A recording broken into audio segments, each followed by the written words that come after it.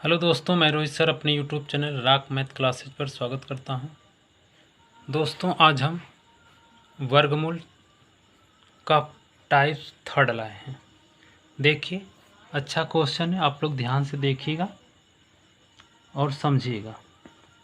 देखो, यहाँ पे दिया है, यदि रूट में 2 के पावर n इक्वल टू 64 हो तो n का मान निकालना है। अब यहाँ पे देखिए ध्यान से, इसको हम लिख सकते हैं, ये रूट में 2 के पावर n और इक्वल टू कितना 64। अब हम क्या करेंगे, यहाँ पे दोनों पक्षों का वर्ग करेंगे। जब दोनों पक्षों का वर्ग करेंगे तो यहाँ पे हम रूट में 2 के पावर n है, इसका स्क्वायर कर सकते हैं, और यहाँ पे कितना, ये 64 का स्क्वायर कर सकते हैं।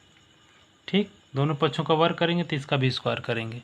अब इसको ध्यान से देखिए, इसका जब स्क्वायर करेंगे तो ये पावर से हट जाएगा, मतलब ये रूट से बाहर हो जाएगा। जब ये रूट से बाहर हो जाएगा तो यहाँ पे हो जाएगा 2 के पावर n और इक्वल टू यहाँ पे ये कितना हो जाएगा, ये 64 को हम 2 बार लिख सकते हैं, तो यहाँ पे 64 मल्टीप्लाई बाई कितना 64 ऐसे लिख सकते हैं। अब इधर देखिए ध्यान से, यहाँ पे 2 के पावर n है और इक्वल टू इस 64 को यदि हम तोड़ दें, यदि हम 64 को तोड़ दें तो ये कितना हो जाएगा, सॉरी, हम 64 को इस तरह से तोड़ देते हैं तो 2 से काटेंगे तो यहाँ पे 32 आ जाएगा। फिर यदि 2 से काटेंगे तो यहाँ पे 16 आ जाएगा। यदि फिर 2 से काटेंगे तो यहाँ पे 8 आएगा। यदि फिर 2 से काटेंगे तो 4 आएगा।